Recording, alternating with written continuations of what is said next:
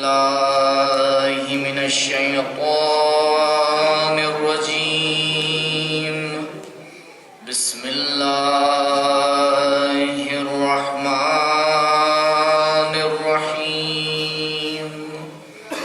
الحمد لله على ما أنعم وله الشكر على ما ألهم وله الثناء بما قدم من عموم نعم ابتداها وسبوغ آلاء أسداها وتمام منن والاها والصلاة والسلام والتحية والإكرام على النبي المصطفى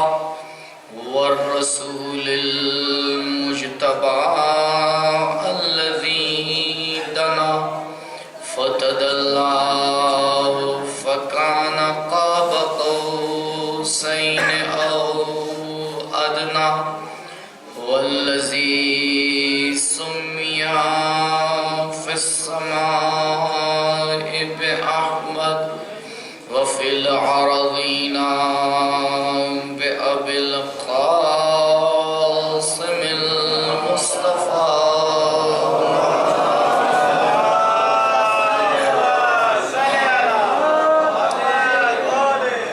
وعلى أهل بيته الأطيبين الأطهرين المعصومين المظلومين الذين أذهب الله عنهم الرجس وطهرهم تطهيرا.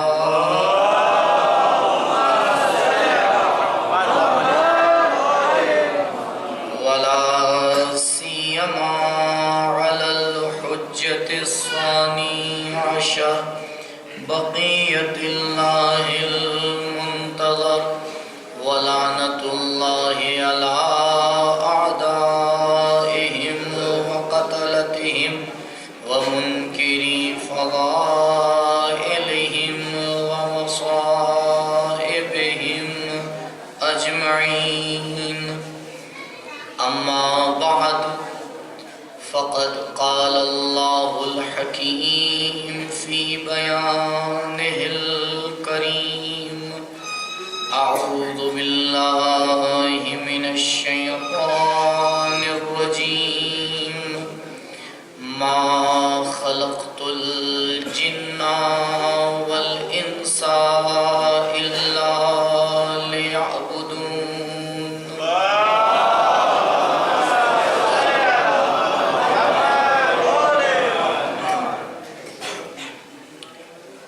خلاق کائنات پروردگار متعال اپنی کتاب میں تمام انسان اور جنات کو اپنا مخاطب بنا کر مقصد خلقت کو بیان کر رہا ہے. ما خلقت الجن والانس الا لیعبدون. جان لو کہ ہم نے انسان اور جنات کو خلق نہیں کیا ہے مگر عبادت کے لیے. کل آپ کی خدمت میں عرض کیا کہ عبادت مقصد نہائی اور آخری مقصد نہیں ہے، بلکہ پروردگار نے اس لیے عبادت کو مقصد خلقت بیان کیا کیونکہ یہی وہ راستہ ہے جس پر چلنے کے بعد انسان آخری مقصد تک پہنچ سکتا ہے. اگر کوئی انسان مسافر ہے اور سفر کرنا چاہ رہا ہے اور وہ اپنے گھر سے نکلے اور اس سے یہ کہا جائے کہ قبلہ آپ کا مقصد کیا ہے، آپ کہاں جانا چاہ رہے ہیں، اور وہ یہ کہے مجھے اسٹیشن جانا ہے، گاڑی پکڑنا ہے، تو آپ سمجھ جائیں گے کہ یہ کہہ تو رہا ہے کہ مجھے اس جانا ہے، لیکن اس کا مقصد نہائی اسٹیشن نہیں ہے، اس کا مقصد نہائی وہاں سے کہیں اور جانا ہے۔ تو ضروری نہیں ہے کہ جب بھی مقصد کو بیان کیا جائے وہ مقصد نہائی ہے۔ تو مقصد خلقت انسان معرفت کردگار، اور معرفت کردگار موقوف ہے معرفت نفس کے اوپر۔ کل اشارے کیے چند آپ کے سامنے کہ جب تک انسان اپنے آپ کو نہیں پہچان لے گا پروردگار کو نہیں پہچان سکتا۔ اور آج اسی سوال کا جواب دینا ہے کہ اس انسان کی حقیقت کیا ہے، یہ انسان ہے کیا کہ جس کو خلق کرنے کے بعد پروردگار قرآن میں یہ نعرہ لگا رہا ہے فَتَبَارَكَ اللَّهُ أَحْسَنُ الْخَالِقِينَ۔ بار الہ، تو نے انسان سے پہلے ملائکہ کو خلق کیا، انسان سے پہلے آسمان کا شامیانہ لگایا، انسان سے پہلے زمین کا فرش بچھایا، انسان سے پہلے اس آسمان کو سورج اور چاند اور ستاروں کے ذریعے مزین فرمایا، لیکن کسی بھی چیز کو خلق کرنے کے بعد پروردگار نے یہ نہیں کہا فَتَبَارَكَ اللَّهُ أَحْسَنُ الْخَالِقِينَ۔ سورہ مبارک مومنون میں آیت نمبر 12 سے لے کر 14 تک انشاءاللہ جا کے مطالعہ کیجئے گا کہ جس میں پروردگار انسان کی خلقت کو شکم مادر میں بیان کر رہا ہے۔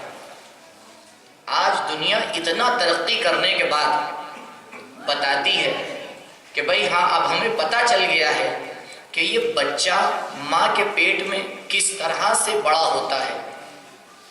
اور یہیں پر ایک بات اور آپ کی خدمت میں عرض کر دوں، ہم لوگ اس غلط فہمی میں مبتلا ہیں کہ زمانہ ترقی کر رہا ہے۔ وجہ یہ ہے کہ ابھی ہمیں ترقی کا معیار سمجھ میں نہیں آیا ہے، کیونکہ جب معیار چینج ہو جاتے ہیں، بھائی اگر کل میں نے مثال دی تھی آپ لکڑی تولنے والے ترازو سے سونا تولنے لگ جائیے تو کئی گرام تو سونا رکھنے کے بعد وہ پلہ ہلے گا، تب آپ کہیں گے قبلہ یہ تو اس میں کوئی وزن ہی نہیں ہے، تو آواز دی جائے گی جو اس کا ترازو ہے اس سے تول کے دیکھیے، آپ 1 گرام سے بھی کم رکھیے گا تو وہ ترازو اپنی جگہ سے ہل جائے گا۔ تو معیار ترقی آج کی دنیا میں کیا ہے؟ ایک مثال دے کے بات کی وضاحت کروں، کیونکہ جوانوں کو یہ بات سمجھانا تھوڑا مشکل ہے آج کے زمانے میں۔ کوئی اگر آ کے ممبر سے یہ کہے کہ زمانہ ترقی نہیں کر رہا ہے تو سیدھے اس کے ذہن میں یہ آتا ہے کہ قبلہ آپ لوگ تو علم دین حاصل کر رہے ہیں، کنویں کے اندر بیٹھے ہوئے ہیں، آپ کو کیا پتا۔ لیکن شاید وہ یہ بھول گئے ہیں کہ جو اسلام شناس ہوتا ہے وہ دنیا شناس ہوتا ہے۔ اسی لیے ہمارے مراجع کو آپ دیکھ لیجئے، وہ ایک بات کہتے ہیں پوری دنیا کو کنٹرول کر لیتے ہیں۔ اگر وہ دنیا شناس نہ ہوتے اور فقط علم دین حاصل کرنے کے بعد دین کو سمجھتے دنیا کو نہ سمجھتے تو عزیزوں وہ اہل بیت کا دین نہیں ہے جسے حاصل کرنے کے بعد دنیا کی گہرائیاں نہ سمجھ میں آئیں۔ یہ تو وہ ہستیاں ہیں اس طرح سے دین کو پیش کرتی ہیں، اگر اسے تم صحیح سے سمجھ جاؤ گے تو دنیا میں بھی کامیاب ہو جاؤ گے، آخرت میں بھی کامیاب ہو جاؤ گے۔ درود پڑھیں بر محمد و آل محمد۔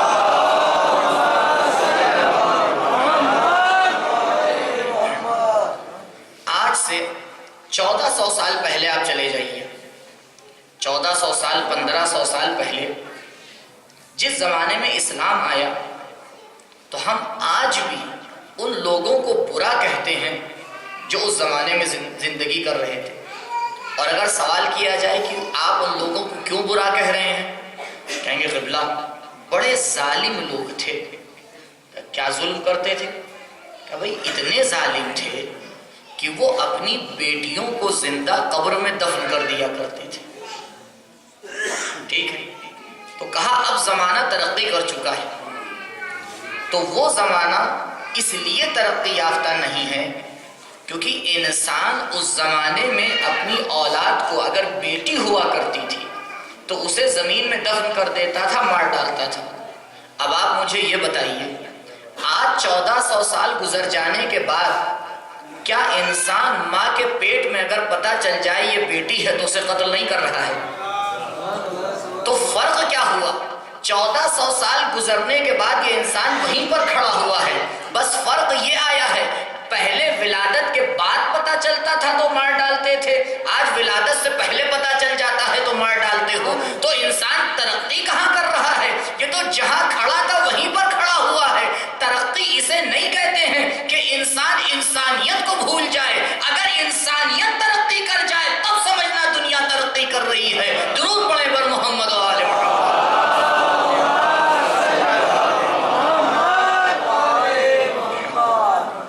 ترقی کس چیز میں ہو رہی ہے؟ کہا ترقی ذرائع میں ہو رہی ہے۔ ذرائع کی ترقی انسان کی ترقی نہیں ہے۔ کل انسان 2 مہینے میں جہاں پہنچتا تھا آج وہاں 2 گھنٹے میں پہنچ جاتا ہے۔ تو فاصلے کم ہوئے ہیں، کیا ان فاصلوں کے کم ہونے کے ساتھ ساتھ انسان کے جو رشتہ داری کے فاصلے ہیں وہ بھی کم ہوئے ہیں؟ بھئی اگر وہ فاصلے بھی کم ہو جائے تب تو کہنے کی بات ہے۔ کہا قبلہ جتنے وہ فاصلے کم ہو رہے ہیں ہم آپس میں دور ہوتے جا رہے ہیں، تو یہ بتائیے یہ ترقی ہو رہی ہے یا تنزلی ہو رہی ہے؟ تو مسئلہ یہ ہے کہ ہم ابھی ترقی کے معیار کو سمجھ نہیں پائے ہیں۔ دنیا نے ہمارے سامنے ترقی کا معیار کیا بنا دیا ہے؟ اونچا سے اونچا گھر ہو، بہترین گاڑی ہو، بینک بیلنس دیکھ لیجئے زیادہ سے زیادہ زیرو لگے ہوں، تب آپ ترقی یافتہ انسان ہیں۔ لیکن انسان یہ بھول جاتا ہے کہ ہمارے ملک کا تو نظام ہی الٹا ہے، جو جتنا زیادہ انگوٹھا ٹیک ہوتا ہے اس کو اتنی بڑی پوسٹ دی جاتی ہے۔ تو ترقی کے معیارات پہلے جوانوں کو سمجھنا پڑیں گے۔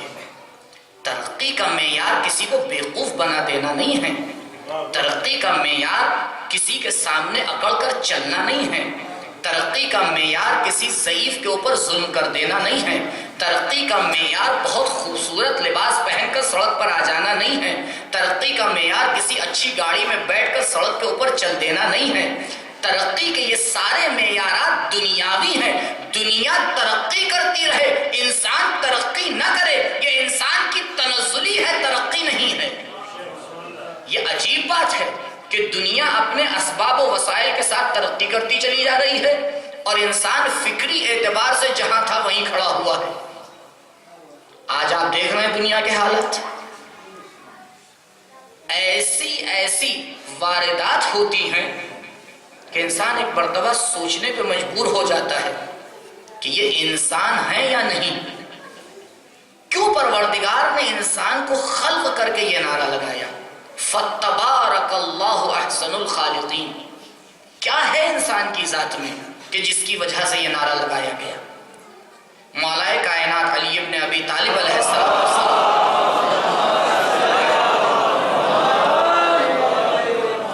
ایک نورانی حدیث میں اس حقیقت کو بیان کر رہے ہیں، اور عزیزوں اس حدیث کو اپنے دلوں کے اندر بیٹھا لیجئے، کیونکہ میرے استاد عجیب جملہ کہتے تھے۔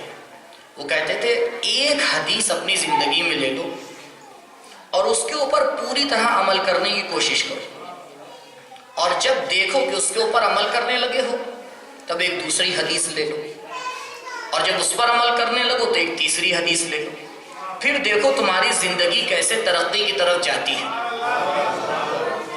اگر انسان اپنی زندگی میں اہل بیت کے بتائے ہوئے ایک جملے پر عمل کر لے جائے، خدا کی قسم یہاں بھی کامیاب ہے وہاں بھی کامیاب ہے۔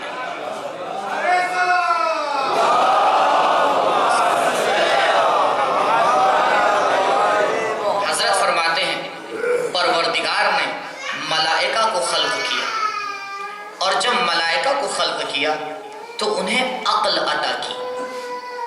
اسی لیے اسلامی فلسفے میں ملائکہ کو عقل بھی کہا جاتا ہے، اور بعض روایات میں بھی عقل کہا گیا ہے۔ تو پریشان نہ ہوئیے گا اگر کوئی ایسی روایت نظر میں آئے کہ جس میں ملائکہ کو عقل کہا گیا ہے تو یہ بالکل صحیح ہے، کیونکہ ملائکہ کے پاس صرف عقل ہے اور کچھ نہیں، اسی لیے وہ معصوم ہوتے ہیں، کیونکہ عقل انسانی جو پروردگار نے دی ہے وہ حقیقت میں معصوم ہے۔ دیکھیے بہت سمپل سی بات میں آپ کو بتاؤں، اگر ایک انسان یہ ارادہ کر لے کہ مجھے اپنی زندگی میں کوئی ثواب نہیں کرنا ہے، کوئی ثواب نہیں کرنا ہے، بس یہ ارادہ کر لے جیسا پروردگار نے بھیجا ہے ویسا چلا جائے. بھئی انسان جب اس دنیا میں آتا ہے تو گنہگار ہوتا ہے یا معصوم؟ تو بھائی زیادہ محنت کرنے کی ضرورت ہی نہیں ہے، جیسے آئے ہیں اس کو بچا کے لے جائیے، معصوم آئے ہیں معصوم چلے جائیے گا. بھائی زیادہ محنت کرنے کی ضرورت نہیں ہے. اسی لیے آیت اللہ جوادی عاملی حفظہ اللہ فرماتے ہیں کہ میری نظر میں گناہ کرنا سخت ہے، گناہ سے بچنا، ہاں ہم لوگوں کی نظر میں کیا ہوتا ہے؟ گناہ سے بچنا مشکل ہوتا ہے. وہ کہتے ہیں گناہ کرنا مشکل ہے، الٹا کہتے ہیں، کہتے ہیں گناہ کرنا مشکل ہے. اور جو مثال انہی نے دی وہ مثال پیش کر کے پھر آ رہا ہوں اپنی بات کے اوپر. کہتے ہیں دیکھیے اگر ایک بہت ہی سیدھا روڈ ہے، پتہ شاید ہندوستان میں کم ملے کہ جس میں کوئی گڈھا نہ ہو اور کوئی بریکر نہ ہو. خیر دنیا میں کہیں تو آپ کو مل ہی جائے گا، نہیں ملے گا تو آپ تصور تو کر ہی سکتے ہیں. آپ ایک ایسا ہائی وے تصور کریں کہ جس میں نہ کوئی ٹرن ہے، نہ کوئی بریکر ہے، نہ کوئی گڈھا ہے، نہ کوئی سامنے چلنے والا ہے، آپ ہیں اور وہ راستہ ہے. پرسوں عرض کیا تھا کہ اس راستے کا نام صراط مستقیم ہے. صراط مستقیم پہ کوئی بریکر نہیں ہوتا، صراط مستقیم پر کوئی ٹرن نہیں ہوتا، صراط مستقیم پر کوئی گڈھا نہیں ہوتا ہے. اگر ہم نہ بنائیں تو جیسا خدا نے بنایا ہے ویسا ہی رہتی ہے. ٹھیک، تو اب اگر اس صراط مستقیم پر آپ نے کسی گاڑی کو چھوڑ دیا اور آپ نے کہا کہ 200 کی اسپیڈ سے جا رہی ہے قبلہ، اب یہ بتائیے اگر آپ یہ چاہتے ہیں کہ یہ گاڑی ایسے ہی چلتی رہے، کچھ کرنے کی ضرورت ہے یا کچھ نہ کرنے کی ضرورت ہے؟ کہ قبلہ کچھ نہ کرنے کی ضرورت ہے. ہاتھ نہ لگائیے گا اسٹیئرنگ کو، جیسے جا رہی ہے ویسے ہی چھوڑ دیجئے، سیدھی چلتی چلی جائے گی. اور اگر ذرا سا ہاتھ لگایا تو کیا ہوگا؟ جیسے ہی ہاتھ لگایا اس ہائی وے سے آپ باہر نکل آئیں گے، پھر دوبارہ اس کو ٹھوک بجا کے لے کے آئیں گے. تو قبلہ فطرت پاک کو آپ ہاتھ لگاتے ہی کیوں ہیں؟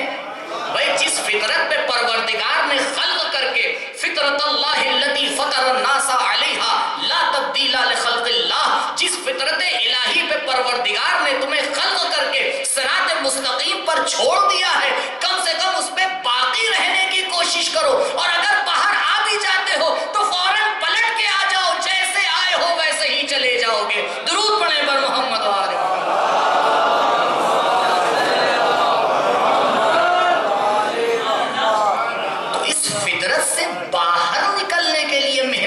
پڑتی ہے.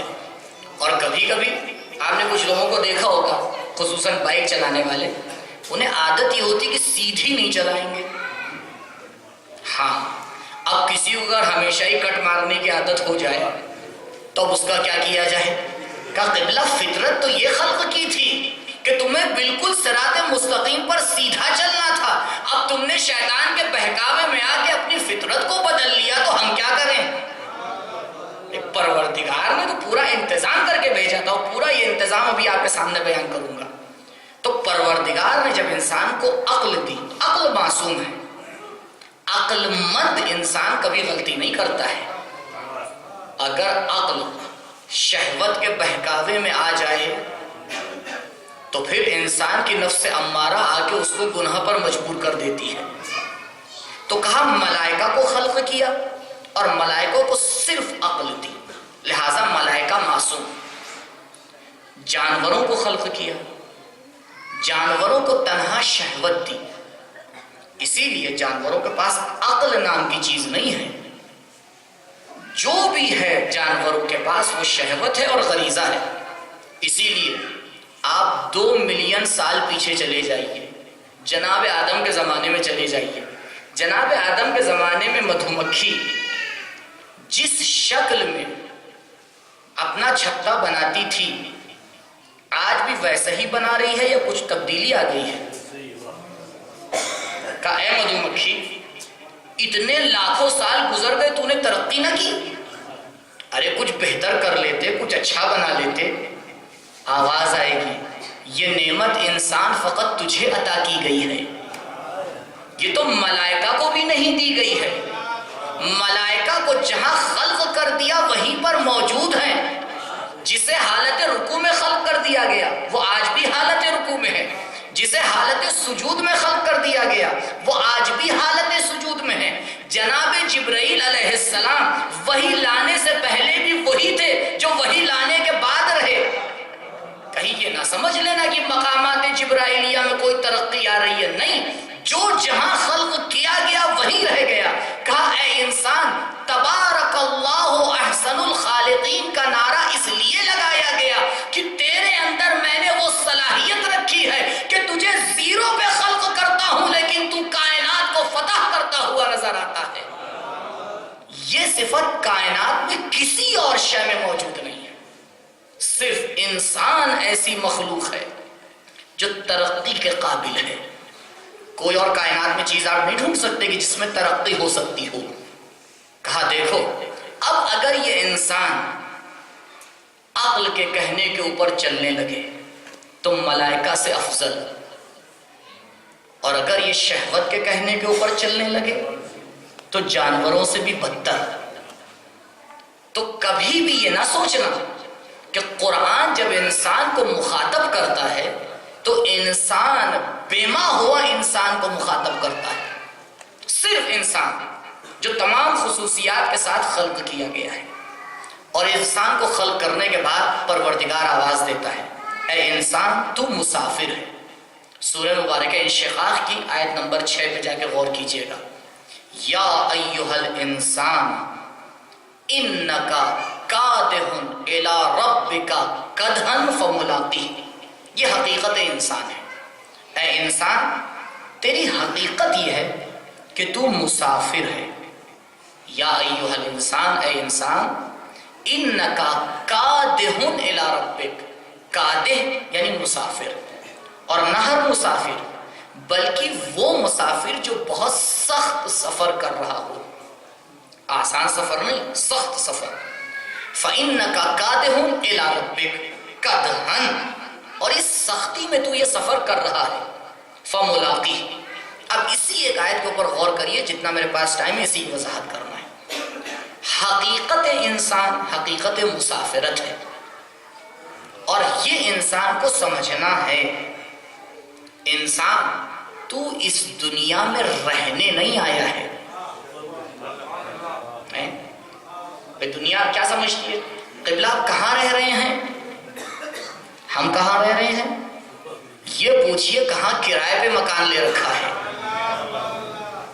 اگر رہنا ہوتا تو گھر ایسا بناتے کہ جس کی چھت سے کبھی پانی نہ ٹپکے۔ اگر رہنا ہوتا، دیکھیے جتنا زیادہ انسان دنیا دار ہوتا ہے اتنا زیادہ اپنا مکان مستحکم بناتا ہے۔ کہا قبلہ کیوں اتنا مضبوط بنا رہے ہیں؟ کہا اس لیے تاکہ طوفان اسے ہلا نہ پائے، اس لیے تاکہ سیلاب اسے لے نہ جا پائے۔ ارے انسان جو مسافرت کا مکان ہے اس پر اتنا غور کر رہا ہے، جو حقیقی اور آخرت کا مکان ہے اس پہ غور ہی نہیں کر رہا ہے۔ کب شیطان کے بہکاوے میں بہا جا رہا ہے، کب نفس امارہ آ کے اس کو اپنے ساتھ لیے جا رہی ہے۔ حقیقت انسان اگر مسافر ہے تو یہ دنیا سفر کرنے کی جگہ ہے، ٹھہرنے کی جگہ نہیں ہے۔ درود پڑھے بر محمد و آل محمد۔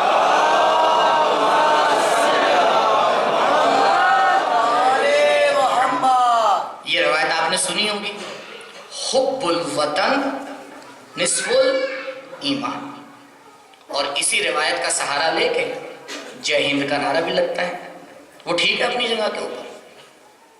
حب الوطن کہا گیا ہے، حب السرکار نہیں کہا گیا ہے، اس کا خیال رکھیے گا ہمیشہ۔ وطن الگ چیز ہے، وطن پہ حکومت کرنے والے لوگ الگ چیز ہیں۔ سرکار بدلا کرتی ہے، وطن نہیں بدلا کرتا ہے۔ آج بھی یہاں بہت سے ایسے لوگ ہیں جن کے باپ دادا کہیں سے آئے ہیں، ان سے پوچھا جائے تو اپنی اصلی حقیقت کو بیان کرتے ہیں۔ کہا کیوں بیان کرتے ہیں قبلہ؟ کہا وطن وہ تھا۔ اب اس میں نے کل اشارہ کیا تھا کہ روایتیں تو ہم سنتے لیکن غور نہیں کرتے۔ اس روایت میں وطن سے مراد کیا ہے؟ کیا وطن سے مراد یہ دنیا ہے؟ یہ روایات کا ایک ظاہری معنی ہوتا ہے، ایک باطنی معنی ہوتا ہے۔ ظاہری معنی یہ اپنی جگہ کے اوپر بالکل مناسب ہے کہ بھئی آپ جہاں رہ رہے ہو آپ کا وطن ہے اور اس کے قانون کے اوپر آپ کو عمل کرنا بالکل صحیح ہے، لیکن اسی روایت کا ایک باطنی معنی ہے، اس پہ غور کریے۔ شیخ بہائی فرماتے ہیں ان وطن مثل عراق و شام نیست، ان وطن جائیس کہ اورا نام نیست۔ یہ نہ سمجھ لینا کہ یہ دنیا تمہارا وطن ہے، اس سے محبت نصف الایمان ہے۔ وطن تو وہاں ہے جہاں کا نام بھی تم نہیں جانتے ہو۔ یہ وطن عراق و شام و ہندوستان کی طرح نہیں ہے کہ جو مٹی کا بنا ہو۔ اس وطن سے مراد وہ حقیقی جگہ ہے جہاں جا کر تمہیں ہمیشہ کے لیے رہنا ہے۔ یہ تو مسافر کا مسافر خانہ ہے، یہاں تو چند دن تم کرائے کے اوپر آئے ہو، کرایہ دے کے جاؤ گے، بغیر کرایہ دیے ہوئے نہیں جاؤ گے۔ کبار الہ کہاں ہم کرایہ دیتے ہیں؟ بتائیے ہم میں اور آپ میں سے کسی نے آگے جو ہے کاؤنٹر کے اوپر بل کٹوایا ہو کہ بس 60 سال رہ لیے ہیں قبلہ، بتائیے کتنا کرایہ ہوا؟ اے کاش ہمیں پتہ ہوتا کہ ہم کتنا بڑا کرایہ یہاں دے رہے ہیں، اور ہر کوئی دے رہا ہے، مجبور ہے دینے پر۔ اور اگر ایک لمحہ ارادہ کر لے کہ کرایہ نہیں دوں گا، فوراً اس سے کہا جائے گا مسافر خانہ چھوڑ دو۔ پتہ ہے کرایہ کیا ہے؟ کرایہ یہ سانس ہے جو آ رہی ہے اور جا رہی ہے۔ یہ سانس اس دنیا کا کرایہ ہے۔ کرایہ نہیں دو گے فوراً دنیا چھوڑنے پر مجبور کر دیا جائے گا۔ اتنا بڑا انسان کرایہ اپنی عمر کو دے رہا ہے اور یہ نہیں دیکھ رہا ہے کہ اس مسافر خانے میں حاصل کیا کر رہا ہے۔ کون ایسا انسان ہے جو اس دنیا میں کرایہ نہ دے رہا ہو؟ ہر انسان دے رہا ہے۔ اِنَّ لِأَنفَاسِكُمْ ثَمَنًا وَهِيَ الْجَنَّةُ فَلَا تَبِيعُوهَا إِلَّا بِهَا۔ مولا فرماتے ہیں کہ دیکھو یہ جو سانس ہے اس کا کوئی بدلہ ہے۔ اس کا مطلب یہ ہے کہ یہ سانس بھی ارزش رکھتی ہے، یہ سانس بھی اہمیت رکھتی ہے۔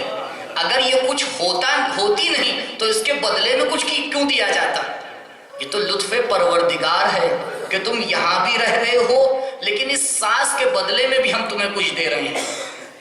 بھئی جتنے بھی کاروباری انسان ہیں آپ یہ بتائیے کہ آپ نے جتنے میں خریدا ہوتا ہے آپ اتنے میں بیچتے ہیں؟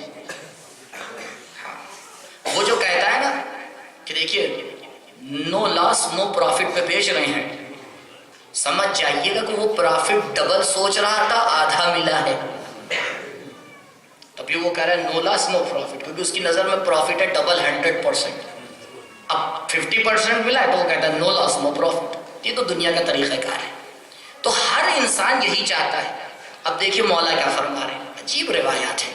فرماتے ہیں اے انسان یہ جو تیری سانس ہے اس کا بدلہ، یعنی سانس اگر ایک پلے میں رکھی جائے، عمر انسان ایک پلے میں رکھی جائے، تو فرماتے دوسرے پلے میں اگر کوئی چیز اس کے برابر آ سکتی ہے تو وہ جنت ہے۔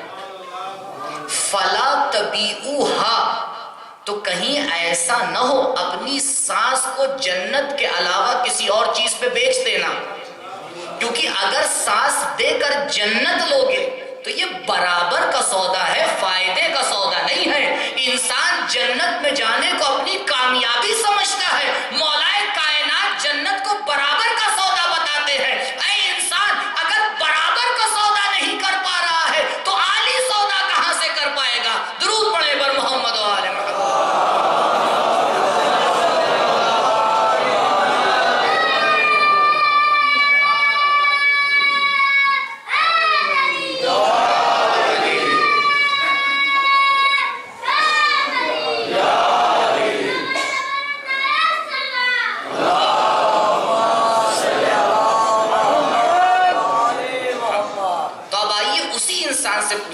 کہ مولا اگر جنت برابر کا سودا ہے تو ہم تو سودے میں ہمیشہ پروفٹ چاہتے ہیں، تو آپ ہی بتائیے پروفٹ کا سودا کیا ہے؟ یہ ذہن کہاں لگا رہتا ہے کہ بھائی کسی طرح سے جنت حاصل کرو۔ حضرت اگر تم نے جنت حاصل کر لی تو کون سا بہت بڑا کدو میں تیر مار دیا؟ جنت اگر حاصل کر لی تو برابر کا سودا تھا، جتنا دیا ہے اتنا مل گیا۔ عقل مند انسان کو ہوتا ہے کہ جو پروفٹ کا سودا کرتا ہے۔ تم مولا ہی سے پوچھیے اور کہیں مت جائیے گا۔ اے کاش عالم اسلام اس حقیقت کو سمجھ جاتا کہ کس در سے لینا ہے۔ اگر اصلی در سمجھ لیتے تو در در نہ بھٹکتے۔ اس لیے در در بھٹک جاتے ہیں کیونکہ جو حقیقی در ہے اسے بھول جاتے ہیں۔ اب دیکھیے مولا صحیح تجارت کہاں ہے، دیکھیے کیونکہ انہی لوگ سے سیکھنا پڑتا ہے۔ فرماتے ہیں الہی ما عبدتک خوفا من نارک ولا طمعا لجنتک بل عبدتک لعنی وجدتک اہلا للعبادہ۔ اے میرے پروردگار، علی نے اس لیے تیری عبادت نہیں کی ہے کہ اسے جہنم سے خوف ہے، اس لیے تیری عبادت نہیں کی ہے کہ اسے اشتیاق جنت ہے، بلکہ اس لیے تیری عبادت کی ہے کہ پروردگار کو لائق عبادت پایا ہے، لائق عبادت پایا ہے۔ اب آئیے سورہ فجر کی آخری آیت کی طرف۔ یہ میں آیات اور روایت جو پڑھتا ہوں میں نے اسی لیے آپ سے پرسوں اشارہ کر دیا گا، کاغذ قلم نہیں لے کے آئیے گا، سارے مطالب بھول جائیے گا، اور اسی لیے میں آیت اور روایت پورے ایڈریس کے ساتھ بتاتا ہوں کیونکہ سلسلے وار گفتگو ہے، ایک کڑی بیچ سے ٹوٹے گی پورا سلسلہ ٹوٹ جائے گا۔ اب آئیے دیکھیے کہ حقیقی جنت ہے کسے کہتے ہیں۔ یا ایتھا النفس المطمئنہ، اے نفس مطمئنہ، خطاب ہو رہا ہے کس کو؟ نفس مطمئنہ کو۔ کیا خطاب ہو رہا ہے؟ ارجعی الی ربک، اپنے پروردگار کی طرف آ جا۔ اس خطاب میں کوئی خصوصیت نہیں ہے کیونکہ ہر انسان اپنے پروردگار کی طرف جائے گا۔ اب وہ الگ بات ہے کہ ایک انسان پروردگار رحیم سے ملاقات کرے گا اور ایک انسان پروردگار قہار سے ملاقات کرے گا۔ کہا سب پروردگار سے ہی ملاقات کرو گے، جیسا اپنے آپ کو بنا کے لے جاؤ گے پروردگار کے اسی چہرے سے ملاقات کرو گے۔ سب پروردگار سے ہی ملاقات کریں گے کیونکہ پروردگار کے علاوہ کوئی حقیقت ہے ہی نہیں، لیکن یہ تو اپنا اپنا کردار ہوتا ہے۔ پروردگار کسی سے ارحم الراحمین بن کے ملتا ہے اور کسی سے منتقم للظالمین بن کے ملتا ہے۔ تو آپ کا اپنا طریقہ ہوتا ہے کہ ہم جیسے جائیں گے ویسے ملاقات ہوگی۔ ارجعی الی ربک، اب نفس مطمئنہ کو بلایا گیا، یا ایتھا النفس المطمئنہ ارجعی الی ربک راضیۃ مرضیہ فادخلی۔ اس فادخلی پہ غور کیے، فادخلی دو چیزیں، فی عبادی وادخلی جنتی۔ پروردگار کیوں کہا میرے بندے، کیوں کہا میری جنت؟ اللہ اکبر۔ عزیزوں، جنت اور میری جنت فرق ہے۔ آپ کسی کے گھر میں گئے، اگر بہت زیادہ آپ کی اس سے دوستی ہے تو وہ مہمان خانے میں نہیں بیٹھائے گا، اپنے کمرے میں بیٹھائے گا۔ کہیں گے قبلہ اتنی زیادہ دوستی کہ آپ اپنے پرائیویٹ روم میں لے گئے؟ کہا یہ میرا کمرہ ہے، ہم اس کمرے میں اس کو نہیں بیٹھائیں گے جہاں ہر ایک کو بیٹھال دیا کرتے ہیں۔ عزیزوں، جو جنت انسان کی عمر کے برابر ہے وہ عام جنت ہے جس میں حور اور غلمان کا تصور ہوا کرتا ہے، لیکن پروردگار نے ایک اور جنت خلق کی ہے جس کو جنتی کہا جاتا ہے، جو پروردگار سے مخصوص کر دی گئی ہے۔ انسان کی کامیابی یہ نہیں ہے کہ عام جنت کو اس دنیا میں اپنا لے، کامیابی تو وہ ہے رضن بقضائہ و تسلیما لامرہ لا معبود سواک یا غیاث المستغیثین۔ انسان اس مرحلے کے اوپر آ جائے کہ پروردگار کی قرب حاصل کر لے، نہ جنت کے لیے عبادت کرے نہ جہنم کے لیے عبادت کرے۔ درود پڑھیں بر محمد و آل محمد۔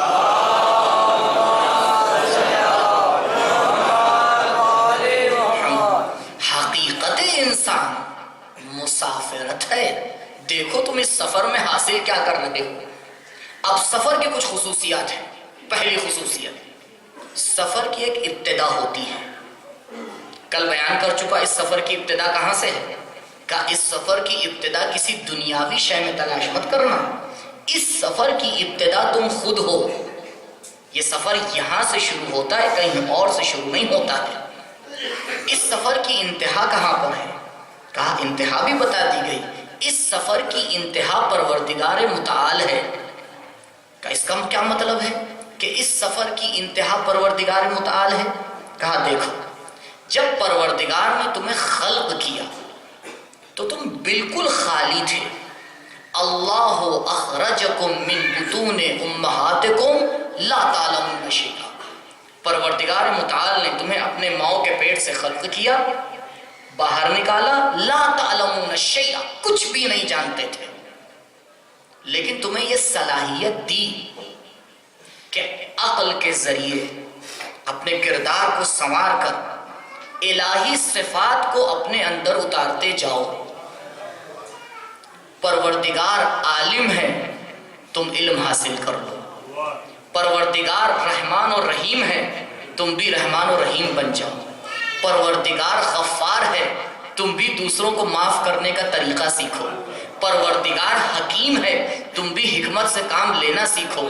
پروردگار قادر ہے، تم بھی طاقتور بن کر دکھاؤ۔ پروردگار علیم ہے، علم سے ایک درجہ اور اوپر ہے، تم بھی دنیا میں اس طرح سے علم حاصل کرو کہ تم دنیا کے پیچھے مت جاؤ، دنیا تمہارے پیچھے آئے۔ تو جتنا زیادہ انسان صفات پروردگار کو اپنے اندر اتارتا جاتا ہے، اتنا زیادہ اس سفر میں اللہ سے نزدیک ہوتا جاتا ہے۔ اسی لیے پروردگار نے کچھ ہستیاں ایسی خلق کی جو مظہر صفات پروردگار ہیں۔ کہا یہ ہستیاں پروردگار سے سب سے زیادہ نزدیک ہیں، کیونکہ سب سے زیادہ صفات ان کے اندر پائے جاتے ہیں۔ ہاتھ ان کا ہوتا ہے، ید اللہ کہلاتا ہے، زبان ان کی ہوتی ہے، لسان اللہ کہلاتی ہے، آنکھ ان کی ہوتی ہے، عین اللہ کہلاتی ہے، کمر ان کی ہوتی ہے، جنب اللہ کہلاتی ہے۔ یہ اتنے عظیم ہو جاتے ہیں، نفس ان کی ہوتی ہے لیکن نفس اللہ کہلاتی ہے۔ درود پڑھیں بر محمد و آل محمد۔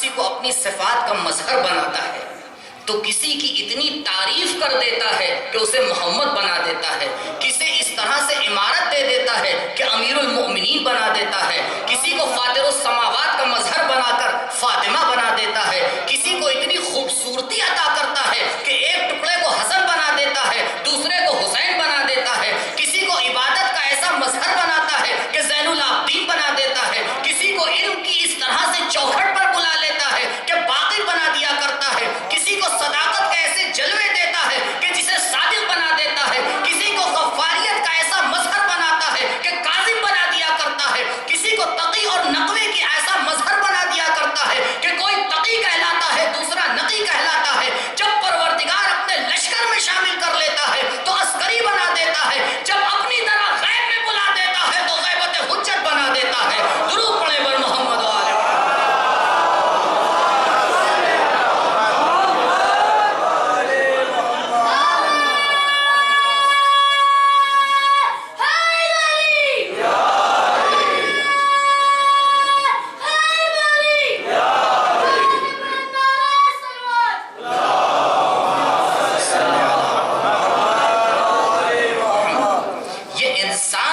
انتہائی حقیقت ہے۔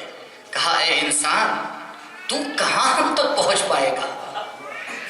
تو جب آخری منزل پر بھی پہنچے گا تب بھی ہم سے بہت دور ہوگا۔ ممکن کتنے بھی مقامات پا جائے ممکن ہی رہے گا، واجب کوئی جلوہ نہ دکھائے واجب ہی رہے گا۔ اے انسان، اے کاش تجھے اس بات کا اندازہ ہو جاتا۔ قرآن کی ایک آیت ہے، غور کیجئے گا، حقیقت انسان سمجھنا ہے۔ انتم الفقراء الی اللہ واللہ هو الغنی الحمید۔ محمد وآل محمد صلی اللہ علیہ وسلم۔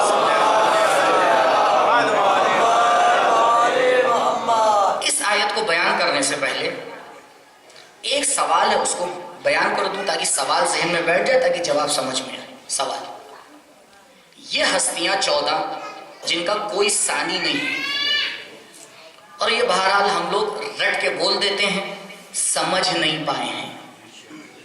اگر سمجھ گئے ہوتے تو کبھی ان کا دروازہ چھوڑ کے کہیں اور نہ جاتے۔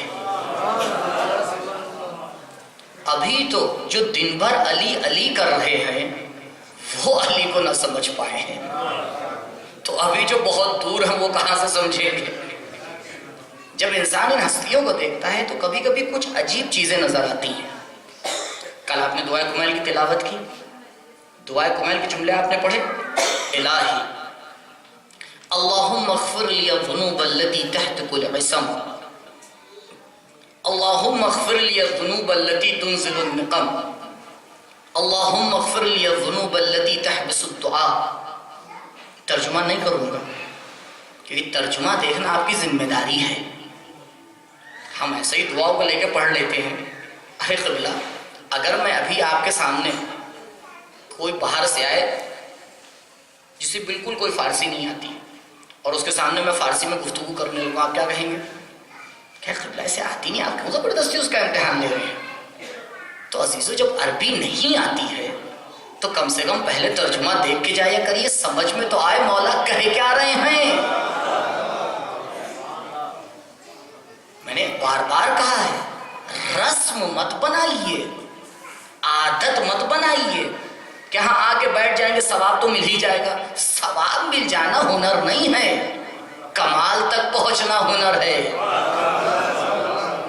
ثواب تو پروردگار بہت ہی آسانی سے عطا کر دیتا ہے، لیکن کمال دیتا ہے یا نہیں دیتا ہے؟ انسان اسی لیے خلق کیا گیا ہے۔ اب جب ہم ان روایات کو دیکھتے ہیں تو بارہا ہمیں ملتا ہے کہ اہل بیت پروردگار سے مغفرت کی دعا کر رہے ہیں، بارالہ ہمارے گناہوں کو بخش دے۔ معصوم ہستیاں ہیں، سچ بولتی ہیں، اگر گناہ ہے نہیں معاف کیوں کروا رہی ہیں؟ اب یہاں ایک جذباتی جواب دے دیا جاتا ہے، بڑی مشکل ہے جذبات میں اور جذباتی جوابوں میں۔ کیا جذباتی جواب؟ قبلہ یہ ہمیں سکھانے کے لیے ہے۔ کتنا سکھایا جائے گا بھائی؟ اگر یہ سکھانے کے لیے ہے، غور کیجئے گا بات کو اور تھوڑی دیر تک بالکل سنتے رہیے گا، جہاں مجھے روکنا ہوگا میں خود روک دوں گا۔ اگر یہ جملات دعاؤں کے ہمیں سکھانے کے لیے ہیں تو کیا آپ نے دیکھا ہے کبھی سکھاتے وقت خود انسان کے اوپر بھی اس کا اثر ہو؟ بھائی جو سکھا رہا ہوتا ہے اس کے اوپر تو اثر نہیں ہوتا نا، کیوں؟ کیونکہ وہ سکھا رہا ہے، کیونکہ وہ سکھا رہا ہے، اس کا اس جملے سے کوئی ربط ہے نہیں۔ جناب سلمان دوڑے ہوئے آتے ہیں گھر کے اوپر، دق الباب کرتے ہیں، بی بی دروازے کے پیچھے آتی ہیں، کون؟ سلمان۔ کیا ہوا سلمان؟ پریشان لگ رہے ہو، آواز تھرائی ہوئی ہے۔ بی بی جلدی چلیے، علی نے صحرا میں دم توڑ دیا ہے۔ سلمان بات کیا ہے پوری بتاؤ۔ کہا میرا مولا پروردگار سے راز و نیاز میں مشغول تھا، لیکن ایک مرتبہ علی کے اوپر غشی طاری ہو گئی، میں نے جتنا ہلایا مولا نے کوئی جواب نہ دیا۔ سلمان واپس چلے جاؤ۔ اکثر علی کا حال پروردگار کی بارگاہ میں یہی ہوتا ہے۔ اللہ اکبر، اگر یہ دعائیں صرف سکھانے کے لیے ہیں تو اتنا اثر کر رہی ہے کہ انسان کے اوپر غشی طاری ہوئی جا رہی ہے، اور اگر حقیقت میں یہ دعا کی جا رہی ہے تو پھر جو ہمارے مبانی اور اصول ہیں اس کے خلاف ہے۔ اگر مولا گناہوں کی مغفرت مانگ رہے ہیں جو کہ گنہگار ہے ہی نہیں، کا گناہ تو یہاں اس طرح ہے جہاں کوئی تصور بھی نہیں ہوتا ہے، کرنا تو دور کی بات ہے، کیونکہ ہر عمل کو کرنے سے پہلے اس کو تصور کرنا شرط ہے۔ جب تک آپ تصور نہیں کریں گے، کریں گے نہیں، اسی لیے منع کیا گیا ہے عجیب غریب تصویریں مت دیکھو۔ جب تصور کرو گے تو گناہ کی طرف جاؤ گے، اور جب دیکھنے ہی کے اوپر پردہ ڈال دو گے تو بھی گناہ کی طرف کہاں جاؤ گے؟ ہم سمجھتے ہیں احکام اسلامی ایسے ہی ہیں، کہا نہیں، جب عجیب غریب لوگوں سے چیٹنگ نہیں کرو گے تو نہ تصور میں آئے گا نہ بہکاوے میں جاؤ گے۔ اسی لیے مجتہدین نے فتویٰ دیا کہ نامحرم کے ساتھ چیٹنگ کرنا حرام ہے۔ اب ہم اس کو کتنا بھی حلال بنا لے وہ الگ بات ہے، اسلام حرام بنا رہا ہے، اب آپ کی مرضی جیسا بھی کریے۔ تو اگر یہ دعائیں صرف سکھانے کے لیے ہیں تو پھر اس میں یہ اثر نہیں ہونا چاہیے۔ حقیقت دعا مجھے بیان نہیں کرنا ہے، مجھے حقیقت انسان بیان کرنا ہے، کہ جب تک حقیقت انسان نہیں روشن ہوگی انسان عبادت کا معنی ہی نہیں سمجھ سکتا، اور جب تک حقیقت انسان نہیں روشن ہوگی خدا کی طرف جائے گا کیسے؟ بھائی جب بسم اللہ ہی نہیں ہوئی ہے تو والناس کیسے ہوگا؟ پہلے قرآن شروع تو کریے۔ اب اس آیت کے اوپر آئیے پلٹ کر، تو سوال یہ ہے کہ جو دعاؤں میں اہل بیت نے استغفار کیا ہے اس کا معنی کیا ہے؟ اگر اہل بیت نے کوئی دعا لکھوائی ہے تو وہ سکھانے کے لیے وہ بات صحیح ہے، لیکن اگر جہاں پر خود مولا آ کے مسجد کوفہ کے اندر دعا کر رہے ہیں، الہی انت المعبود وانا العبد هل يرحم العبد الا المعبود، الہی انت الغنی وانا الفقیر وهل يرحم الفقیر الا الغنی۔ جب مولا رات کے اندھیرے میں کوئی بھی موجود نہیں ہے اس طرح سے دعا کر رہے ہیں تو اس کا مطلب یہ کہ یہ دعا حقیقی دعا ہے۔ اے کاش علی والے سمجھ جاتے کہ جن کا مولا اس طرح دعا کر رہا ہے اس کے چاہنے والوں کو کیسے دعا کرنا چاہیے۔ ایک بار جا کے پڑھیے دعائے عرفہ امام حسین علیہ السلام نے کیسے پڑھی ہے، کیسے پڑھی، دیکھا؟ جیسے پڑھ کے نکل گئے۔ راوی کہتا ہے کہ جب مولا پہاڑ کے پاس کھڑے ہوئے اور جب اپنا ہاتھ اوپر اٹھایا، جب تک ہاتھ اوپر رہا مولا کی آنکھ سے آنسو اس طرح سے گر رہے تھے جیسے بہار کے موسم میں بادلوں سے پانی گرتا ہے۔ تو کیا یہ صرف ہمیں دکھانے کے لیے رویا جا رہا تھا؟ کیوں؟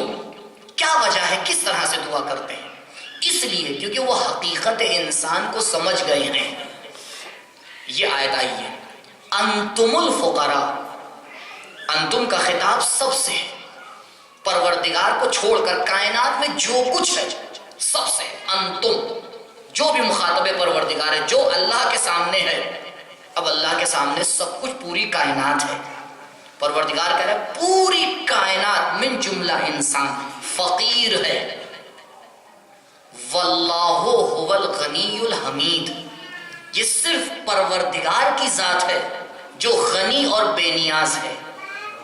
بار الہ، فقیر اسے کہتے ہیں جس کے پاس کچھ نہیں ہوتا۔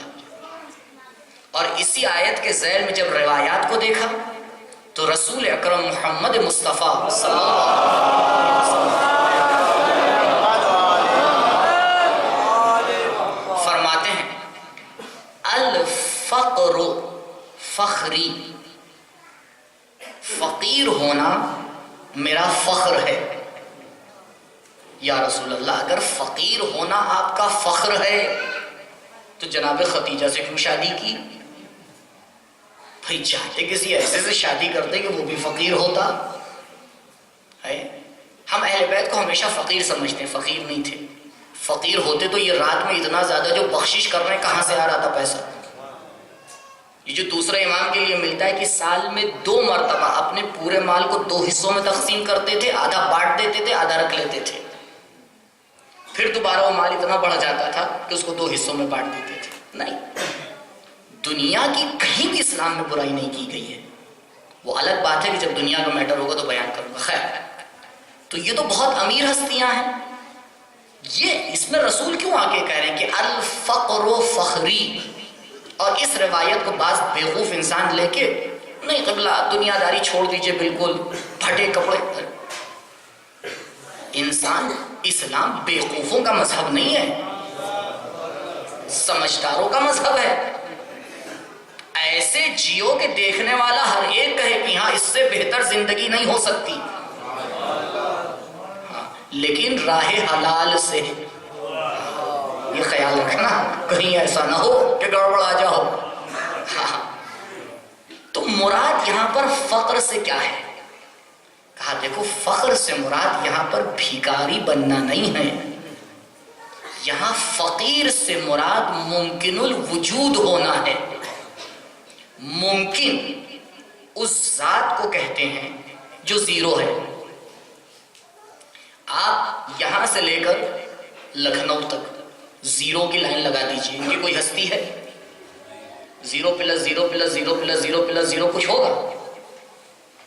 کہا رسول اس حقیقت کو سمجھتے ہیں کہ وہ ممکن الوجود ہیں، یعنی زیرو ہیں، لیکن عزیزوں اگر اسی زیرو کے سائیڈ میں ایک ایک لگا دیا جائے تو جتنے زیرو ہوں گے اس کی اتنی ہی اہمیت بڑھ جائے گی۔ کہا لیکن غور کرنا، یہ دیکھ کے ایک لگانا کہ کدھر لگا رہے ہو۔ اگر انسان سمجھداری سے زیرو کو وجود دینا چاہتا ہے، صفر کو ہستی دینا چاہتا ہے، تو اسے اس زیرو کو پروردگار سے ملانا پڑے گا۔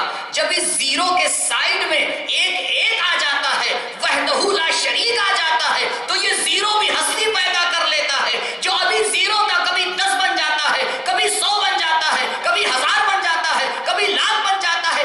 اتنا چلتا چلا جاتا ہے کہ انسان کا تصور ختم ہو جاتا ہے، نمبر ختم نہیں ہوتا ہے۔ درود پڑھیں بر محمد و آل محمد۔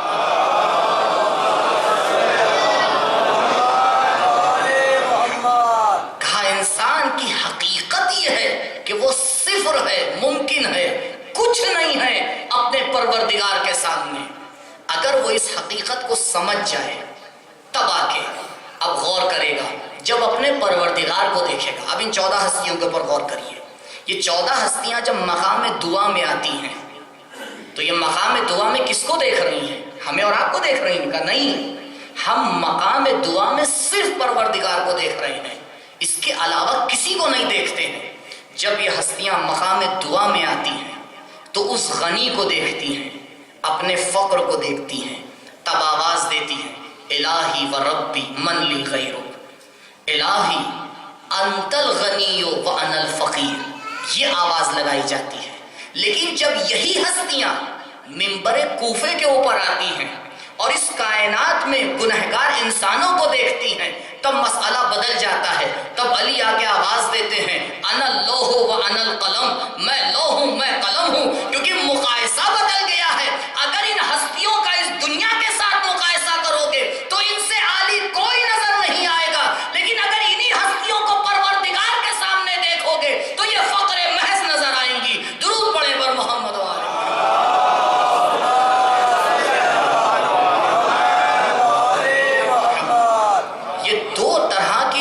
کی زبان ہے کہ جسے سمجھنے کی ضرورت ہے، اور یہیں پر انسان بہک جاتا ہے۔ کبھی ان ہستیوں کو جا کے اس سے ملا دیتا ہے، اور پھر اس میں شعراء تو اور زیادہ بہک جاتے ہیں۔ کیوں؟ کہا تعریف میں لگ جاتے ہیں ان بے وقوف نصیریوں کی کہ قبلہ ہمارا تو فخر یہ ہے کہ انہی نے کیا سمجھ لیا۔ ارے عجیب بات ہے، جسے مولا اپنے در سے بھگا دیں، بھائی ہمیں کس نے اجازت دی ہے کہ ہم انہیں اپنے اشعار میں بلا لیں؟ اگر اہل بیت کی معرفت ہے تو اہل بیت کی معرفت یہ نہیں ہے کہ انہیں آپ ان کے مقام سے بڑھا دیں۔ ارے آپ پہلے مقام تو سمجھیے، بعد میں بڑھائیے گا۔ بڑھایا اسے جاتا ہے اپنے مقام سے کہ جس کا مقام آپ کو پتا ہو، جس کا مقام ہی نہیں پتا ہے اس کو بڑھائیں گے کہاں سے؟ غلو یہ نہیں ہے کہ اہل بیت کو ان کے مقام سے بڑھا دیا جائے، کیونکہ ان 14 کو 15 کے علاوہ کوئی 16واں سمجھا ہی نہیں ہے، یا یہ 14 خود یا 15واں خدا، کوئی 16واں نہیں ہے، چاہے انبیاء ہی کیوں نہ آ جائیں۔ لیکن مسئلہ یہ ہے، غلو یہ نہیں ہے کہ اہل بیت کو ان کے مقام سے بڑھا دیا جائے، غالی مشرک سے بدتر ہے، کیونکہ غلو کا معنی یہ ہوتا ہے کہ خدا کو اس کے مقام سے گرا دیا جاتا ہے۔ خدا کو گرانا شرک سے بھی بدتر ہے۔ غالی اسی لیے بدتر کہا گیا ہے کہ وہ اہل بیت کو نہیں بڑھاتا ہے، خدا کو گرا دیا کرتا ہے۔ درود پڑھیں بر محمد و آل محمد۔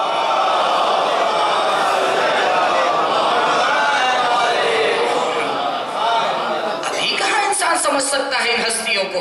کہا خدا کو گرا دیتے ہیں، اسی لیے بار بار تاکید کی گئی۔ کہا دیکھو کہیں کوئی ایسا جملہ نہ بول دینا زبان سے کہ جس سے شرک کی بو آئے، کیونکہ انسان جب اس مقام کے اوپر آ جاتا ہے کیونکہ شیطان الگ الگ طریقے سے بہکاتا ہے. یہ نہ سوچے گا آپ سے آ کے یہ کہے گا کہ دیکھو علی کو ماننا چھوڑ دو، اس کو تو پتہ یہ تیر کام کرنے والا نہیں ہے، یہ پہلے ہی لوہے کی دیوار سے ٹکرا کے ٹوٹ کے گر جائے گا. وہ آگے کیا کہے گا؟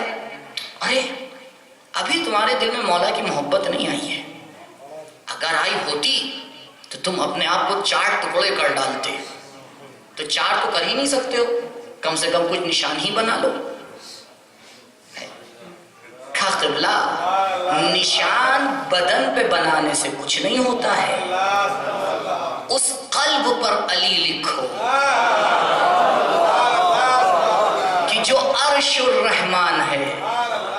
القلب المؤمن عرش الرحمن، مومن کا دل رحمان کا عرش ہوتا ہے. کہا دیکھو عرش الہی ہے. آپ کو پتا ہے نا کہ غصبی مکان میں نماز قبول. اب اس روایت کا اگلا جملہ سنیے، فلا تسکنوا فی حرم اللہ غیر اللہ.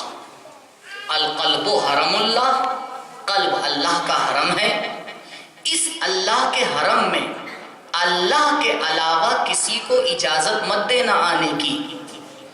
اگر آنے کی اجازت دی اس کا مطلب یہ ہے کہ قلب غصبی ہو گیا.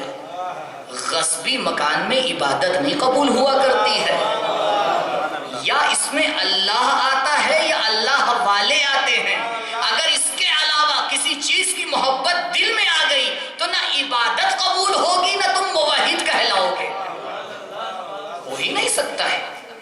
انسان کی حقیقت یہ ہے کہ انسان یہ سمجھ لے اے انسان تو کچھ نہیں ہے، جو کچھ ہے وہ ذات پروردگار ہے. اسی لیے تاکید کی گئی ہے کبھی نتیجے کے اوپر غور مت کریے. یہ ہمیں سیکھ لینا چاہیے اور ہمیشہ ہم نتیجے کے پیچھے بھاگتے رہتے ہیں.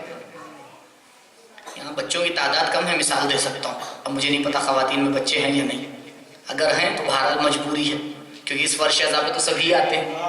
اب مخصوص تو کر نہیں سکتے. اب بہرحال ایسے بیان کرتا ہوں شاید ان کی سمجھ میں نہ آئے. 2 گھر میں 2 بچے، لیکن بات آسان ہے. باہر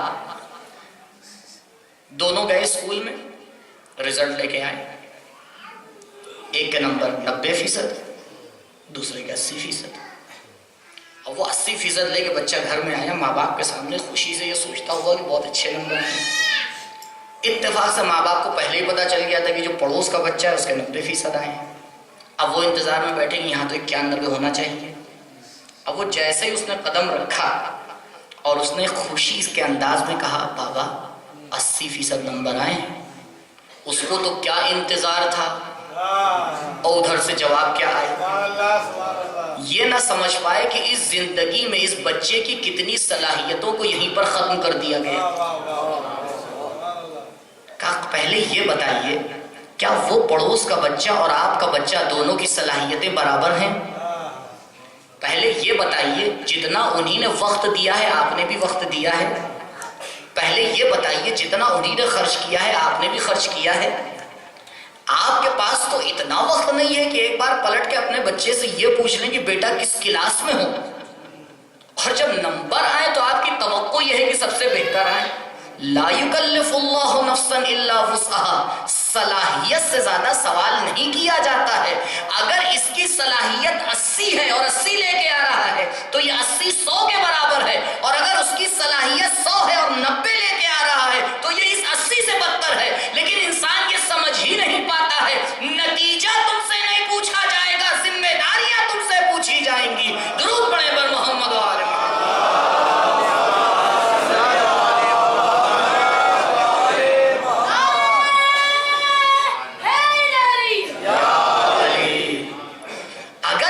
پوچھا جاتا ہوتا تو کبھی سلمان و منا اہل البیت بن ہی نہیں سکتے تھے.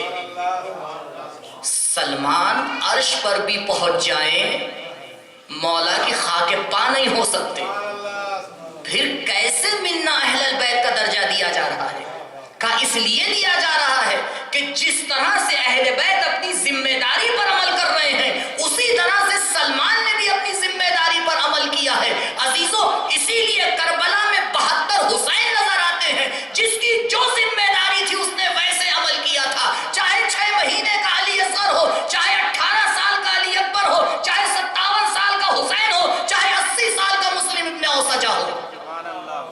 لیے سب کے درجات بلند کر دیے گئے کیونکہ اپنی ذمہ داریوں پر عمل کیا ہے، نتیجے کو نہیں دیکھا ہے۔ انسان کی یہ ذمہ داری ہے، یہ جملہ رٹ لیجئے گا، بار بار میں دہراتا ہوں، یہاں پہلی بار کہہ رہا ہوں، انسان کی یہ ذمہ داری ہے کہ صرف اپنی ذمہ داری پر عمل کرے۔ کیا ہو رہا ہے آپ سے کیا ربط؟ اگر نتائج کو سوچ لیا ہوتا تو کبھی کربلا کا واقعہ نہ ہوتا۔ ہماری یہ ذمہ داری ہے، پہلے سمجھے، پانچوں انگلیاں برابر نہیں ہوتی ہیں۔ اگر ایک انسان اس دنیا میں 10 کی رفتار سے چل رہا ہے اور اپنی ذمہ داری پر عمل کر رہا ہے، اور ایک انسان 100 کی رفتار سے چل رہا ہے لیکن اپنی ذمہ داری پر عمل نہیں کر رہا ہے، یہ 10 والا اس 100 والے سے بہتر ہے۔ اگر کسی کی کمائی 5,000 ہے اور اس نے جمعے کی نماز میں ڈبے میں 10 روپے ڈال دیے، اور دوسرے کی کمائی 50,000 ہے اور اس نے آگے 10 کی جگہ 100 ڈال دیے، تو اب دیکھنا یہ پڑے گا کہ اپنی ذمہ داری کے اوپر عمل کیا یا نہیں کیا۔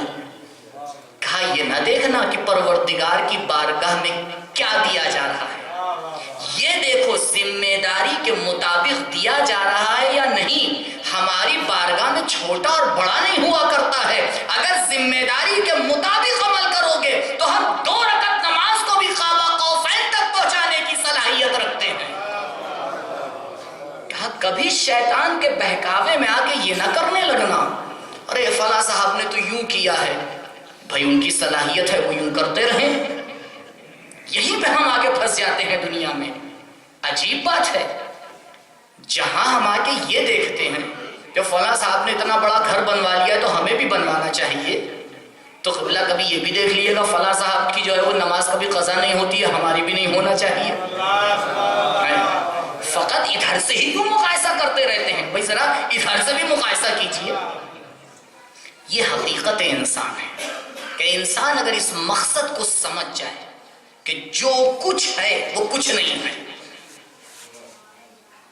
بتائیے زندگی میں کتنا فرق آ جائے گا، لڑائیاں کتنی ختم ہو جائیں گی، ذمہ داریاں کتنی سمجھ میں آ جائیں گی۔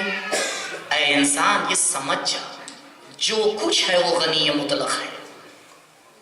اگر کچھ ہے تیرے پاس تو صرف اتنا ہے کہ تو اس دنیا میں مسافر ہے، یہاں سے تجھے سفر شروع کرنا ہے، دوسروں کے گریبان میں چھاپ کے نہ دیکھنا۔ کبھی خدا نے نہیں کہا کہ قبلہ ہم آپ کو دوسرے کی قبر میں دفن کریں گے، بتائیے کہیں کوئی روایت ملتی ہے کہ بھائی ایک امیر ایک غریب دفن کیا جائے گا ساتھ میں تاکہ بیلنس ہو جائے؟ کہا اسی لیے ہر انسان کی قبر الگ بنائی جاتی ہے، اسی لیے ہر ایک کا حساب خود ہوتا ہے، اسی لیے ہر ایک اپنے لیے میزان ہے۔ غور کیجئے گا اس جملے پہ، کوئی انسان کسی کے لیے میزان نہیں ہے، ہر انسان خود اپنے لیے میزان ہے۔ جتنی پروردگار نے عقل اور صلاحیت دی ہے اسی کے اعتبار سے کل پوچھے گا بھی۔ اور روایت امام محمد باقر علیہ السلام سے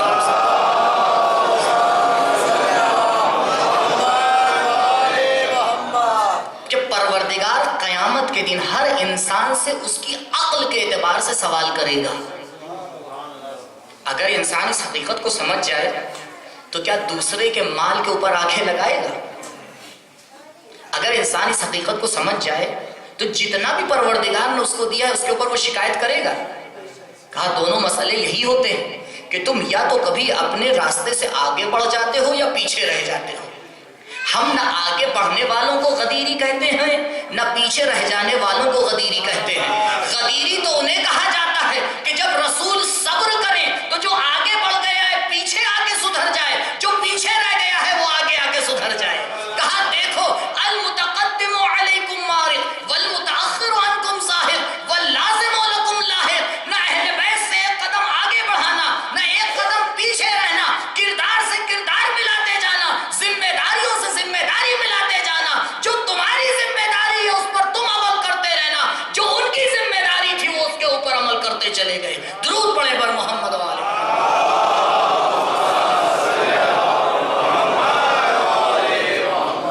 تو پہلی شرط یہ ہے معرفت نفس کے لیے کہ انسان اپنی ذمہ داریوں کو سمجھے۔ ہم انسان ہیں، انسانیت کے ناطے کچھ ذمہ داریاں ہیں۔ ہم مسلمان ہیں، مسلمان ہونے کے ناطے کچھ ذمہ داریاں ہیں۔ ہم مومن ہیں، مومن ہونے کے اعتبار سے ہماری کچھ ذمہ داریاں ہیں۔ ہم باپ ہیں، باپ ہونے کے اعتبار سے کچھ ذمہ داریاں ہیں۔ ہم کسی کے فرزند ہیں تو بیٹا ہونے کے اعتبار سے ہماری کچھ ذمہ داریاں ہیں۔ ہم کسی کے پڑوسی ہیں تو پڑوسی ہونے کے اعتبار سے ہماری کچھ ذمہ داریاں ہیں۔ ہم کسی کے بھائی ہیں تو بھائی ہونے کے اعتبار سے ہماری کچھ ذمہ داریاں ہیں۔ ہم کہیں نوکری کر رہے ہیں تو نوکری کرنے کے اعتبار سے ہماری کچھ ذمہ داریاں ہیں۔ ہم کہیں پر جاب کر رہے ہیں، وہاں پہ ہم باس ہیں تو باس ہونے کے اعتبار سے ہماری کچھ ذمہ داریاں ہیں۔ ہم پروردگار کے عبد ہیں تو عبد ہونے کے اعتبار سے ہماری کچھ ذمہ داریاں ہیں۔ انسان وہ ہوتا ہے جو ذمہ داریوں کو ٹکراتا نہیں ہے، ایسا شیڈیول بناتا ہے کہ ذمہ داریاں بھی پوری ہو جاتی ہیں، وقت بھی بچ جاتا ہے۔ درود پڑھیں بر محمد و آل محمد۔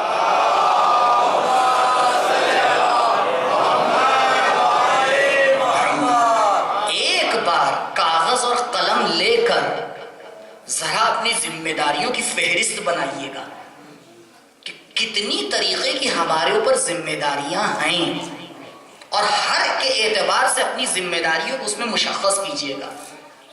ہم سب سے پہلے عبد الہی ہیں تو ہماری کیا ذمہ داری ہے؟ اس کے بعد ہم رسول کے چاہنے والے ہیں، ہماری کیا ذمہ داری ہے؟ اس کے بعد ہم عزادار ہیں، ہماری کیا ذمہ داری ہے؟ اس کے بعد ہم ماں ہیں، باپ ہیں، بیٹے ہیں، کچھ بھی ہیں، ہماری کیا ذمہ داری ہے؟ انسان جب غصے میں آتا ہے تو یہی بھول جاتا ہے، بھائی جس پہ تم غصہ کر رہے ہو وہ تمہارا بھائی ہے، کہیں اور سے نہیں آیا ہے۔ کہا قبلہ ہم کیا کریں؟ جب غصہ آتا ہے تو عقل فیل ہو جاتی ہے، شہوت اٹھ جاتی ہے۔ انسان اگر اپنی ذمہ داریوں کو سمجھ جائے تو بیٹھا ہوا نہیں نظر آئے گا۔ مثال اور بات ختم۔ ایک کمپٹیشن رکھا گیا، کس بات کا؟ دوڑ کا۔ جوانوں کو شریک کیا گیا، کہا بھائی عید کا دن ہے، چلیے دوڑ کا کمپٹیشن رکھ لیتے ہیں، دیکھتے ہیں کہ کتنا دوڑنا آتا ہے۔ آج کل تو جوان اتنا بائک پہ چلتا ہے کہ دوڑنا بھی بھول گیا ہے۔ کہا ٹھیک ہے، بہت اچھی بات ہے۔ تو شام کے ٹائم کمپٹیشن رکھا گیا، 20-25 جوان دوڑے، اور بہرحال کوئی نہ ایک تو فرسٹ آئے گئے۔ اب جو فرسٹ آیا تھا، کہ دیکھیے دنیا کا طریقہ یہ ہے، جو فرسٹ آیا ہے اسے انعام دیا جائے۔ کہ دیکھو یہ دنیا کا طریقہ ہے، اگر آخرت کا طریقہ اپناتے سب کو انعام دیتے۔ یہ کون سی بات ہوئی قبلہ؟ کہا جو جتنا دوڑ سکتا تھا اگر اتنا دوڑا ہے تو سب انعام کے مستحق ہیں۔ اسی لیے پروردگار نے یہ نہیں کہا کہ جو فرسٹ آئے گا اسے جنت دیں گے، اس نے یہ کہا جو بھی ذمہ داری پر عمل کرے گا اسے انعام دیں گے۔ کہا تم ابھی یہی نہیں سمجھ پائے ہو، اللہ کا معاملے کا طریقہ الگ ہے، دنیا کا طریقہ الگ ہے۔ ہم دنیا ہی کے طریقوں میں پھنسے ہوئے ہیں۔ خیر اب دنیا ہی کے طریقوں کے اوپر چل کر انعام دے دیا گیا جو فرسٹ آیا تھا۔ تو یہ انسان دوڑا تھا یا نہیں دوڑا تھا؟ دوڑا تھا۔ تھکا ہوا ہے یا نہیں تھکا ہوا ہے؟ مسابقہ ہوا ہے، کمپٹیشن ہوا ہے، جان لگا کے دوڑا ہے، انعام کی خاطر دوڑا ہے۔ عجیب انسان ہے، دنیاوی انعام کے لیے جان لگا کے دوڑتا ہے اور آخرت کے انعام کے لیے سوتا ہوا رہ جاتا ہے، گولڈن نماز پڑھتا ہوا نظر آتا ہے۔ اب یہ جوان انعام ہاتھ میں لیے ہوئے تھکا ہارا گھر آیا واپس۔ جیسے ہی گلی میں آیا دیکھا خونخوار کتا، اس نے دوڑا لیا۔ ابھی تک بھاگ رہا تھا، پھر بھاگنے لگا۔ ہاں دیکھیے میں اس لیے ہنسی کی مثال دیتا ہوں کہ آپ بات کو سمجھ جائیے۔ اب یہ پھر دوڑا، کہا قبلہ ابھی تک دوڑ رہے تھے پھر دوڑنے لگے؟ صرف ایک سوال کا جواب دے دیجئے، بات ختم۔ یہ جو کمپٹیشن میں دوڑ رہا تھا اس وقت تیز دوڑا تھا یا ابھی جب کتے نے دوڑایا ہے تب تیز دوڑا ہے؟ ابھی زیادہ تھکا ہوا ہے لیکن اس سے زیادہ تیز دوڑے گا۔ کہا کیوں؟ ہاں کیونکہ ذمہ داری سمجھ میں آ گئی ہے۔ اس انسان کی صلاحیت صرف اتنی نہیں تھی کہ دوڑ کے انعام پالے، صلاحیت تو اس سے زیادہ تھی۔ صلاحیت کو نکلنے والی کوئی چیز موجود نہیں تھی،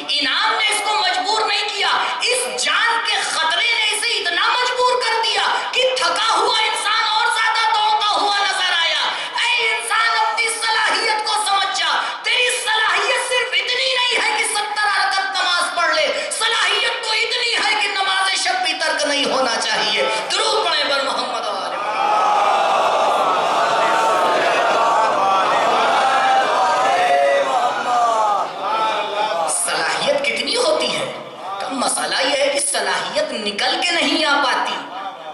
کہا یہ جو شیطان ہے ہاں یہ وہی کتا ہے. اگر تم اس کو اپنے قابو میں کر لو گے. دو طرح کے کتے ہوتے ہیں نا. ایک جو ہوتا ہے جو کسی کو بھی دیکھتا بھونکنے لگتا ہے, اور ایک وہ ہوتا ہے جیسے ہی اپنے مالک کو دیکھتا ہے جو ابھی بھونک رہا تھا چپ ہو جاتا ہے. کہا تمہاری ذمہ داری ہے اس بھونکتے ہوئے شیطان کو اپنا عبد ذلیل بنا لو. اب یہ بھونکے گا نہیں, اب یہ سرو سجود ہو جائے گا. یہ 14 ہستیاں ایسے ہی تھی. اسی لیے رسول نے روایت میں بیان کروا کیا کہ پروردگار نے جیسے سب کے لیے شیطان خلق کیا ہے ویسے ہی میرے لیے بھی خلق کیا ہے, لیکن میں نے اپنے شیطان کو اپنا مطیع بنا لیا ہے. یہ اس لیے خلق کیا گیا ہے کہ ہم اور آپ اپنی صلاحیتوں کو سمجھیں. اگر وہ گناہ کی طرف بلائے گا نہیں تو سمجھ میں کیسے آئے گا کون کتنے پانی میں ہے. یہ نہ سمجھنا کہ پروردگار نے کوئی ظلم کیا ہے. ظلم تو ہوتا ہی نہیں ہے اس کی بارگاہ میں. اے کاش انسان اپنی حقیقت کو سمجھ جائے. اے انسان یہ تیری حقیقت ہے, پہلے اپنی صلاحیت کو سمجھ. دیکھ کتنی تیرے اندر پروردگار نے صلاحیت رکھی ہے. جو گنیز بک میں آپ ریکارڈ بنتے ہوئے دیکھتے ہیں یہ کیا ہے؟ یہ انسانی ہی صلاحیت تو ہے یا کہیں اور سے آ گئی ہے؟ بھئی ایک انسان ہے کہ جس نے تھوڑی محنت کی اپنی صلاحیت کو ڈیولپ کر لیا. تو آپ بھی عبادت میں اپنی صلاحیت کو ڈیولپ کر لیجئے. بھئی آپ بھی ترک گناہ میں اپنی صلاحیت کو ڈیولپ کر لیجئے. آپ بھی ترک یعنی نامحرم کو نہ دیکھنے میں اپنی صلاحیت کو ڈیولپ کر لیجئے. بھئی یہ انسان کی صلاحیت ہی تو ہے. اگر انسان اپنی صلاحیتوں کو ذرا سا اوپر لے آئے تب سمجھ میں آتا ہے کہ یہ عبد پروردگار ہے. کربلا نے جو عبد پروردگار کی مثالیں دی وہ صرف جوانوں میں نہیں تھی, بچوں میں بھی تھی. میں نے کئی بار مقتل کا مطالعہ کیا ہے اور کبھی کبھی کوئی ممبر سے پڑھ دیتا ہے, لیکن ہمیں نہیں ملا کہ کربلا میں کسی بچے نے شکوہ کیا. نہیں ملتا, اور عقلی اعتبار سے مل بھی نہیں سکتا.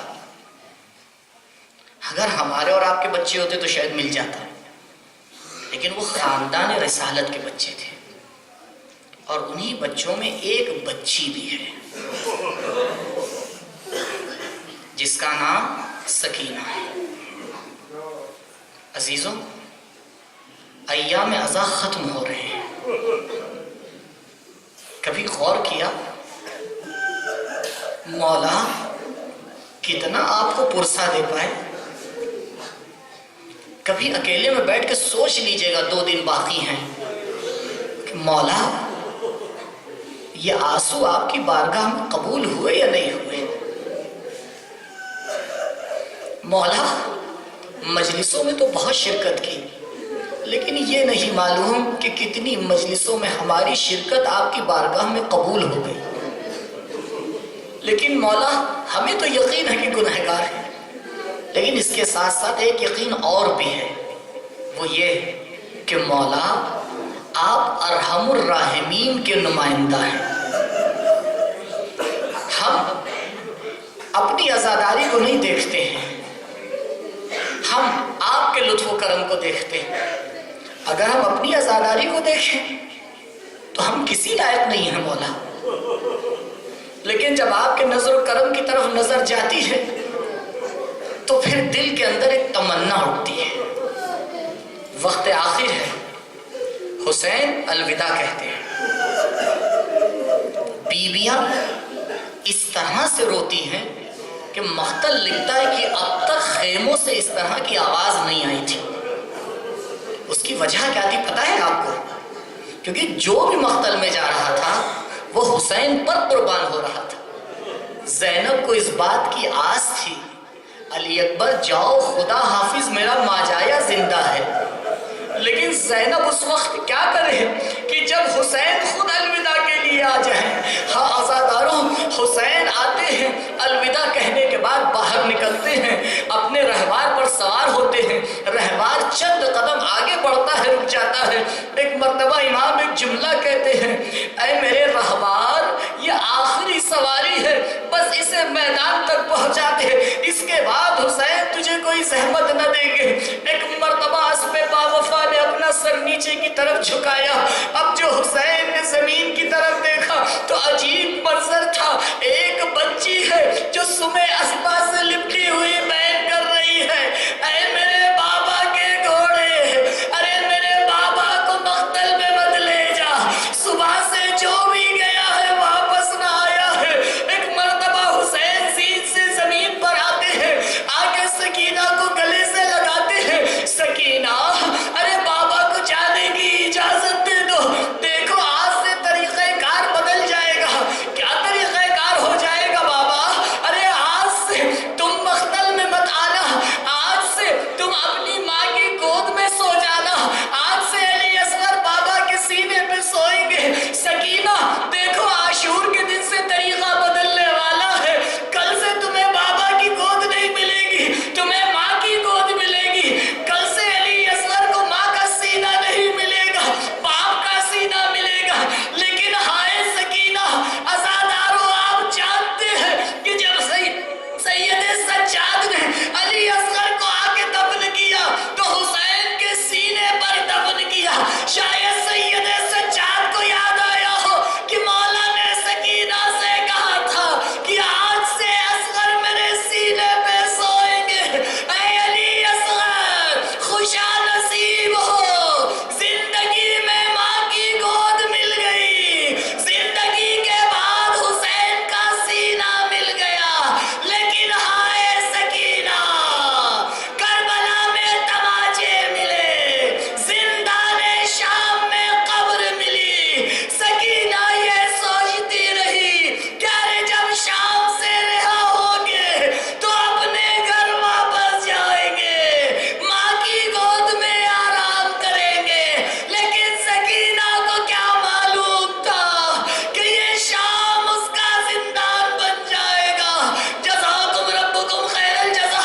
ایک طالب علم بیان کرتے ہیں کہ میں شام پہنچا اور میں نے یہ دیکھا کہ بچے وہاں پر کھلونے لے کے آ رہے ہیں۔ ہاں عزادارو، شام میں جب بچے جاتے ہیں تو اپنے ساتھ کھلونے لے کے جاتے ہیں۔ جب کوئی پوچھتا ہے اے بچوں تم یہاں پر جناب سکینہ کے مزار پر کھلونے کیوں لے کے آئے ہو، تو وہ جواب دیتے ہیں ارے ہمیں یہ بتایا گیا ہے سکینہ چھوٹی سی تھی، کھیلنے کا وقت تھا، لیکن سکینہ کو کیا ملا؟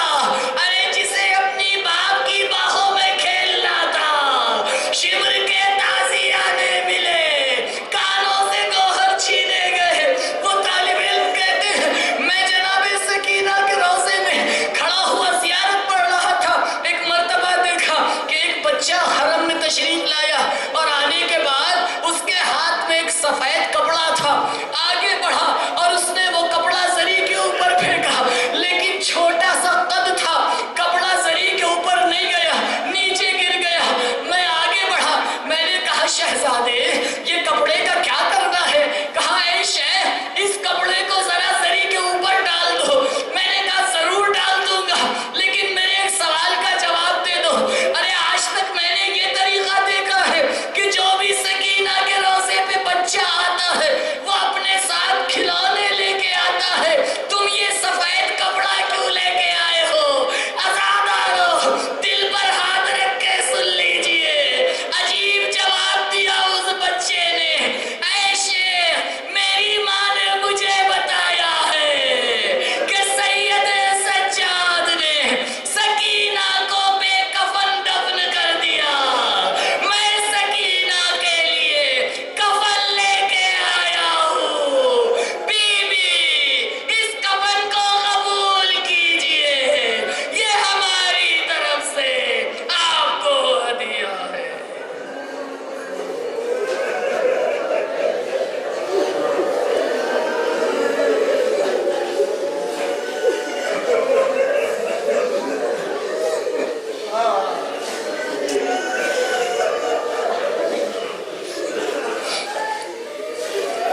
سيعلم الذين ظلموا أي منقلب ينقلبون إنا لله وإنا إليه راجعون رضا بقضائه وتسليما لأمره لا معبود سواك يا غياث المستغيثين۔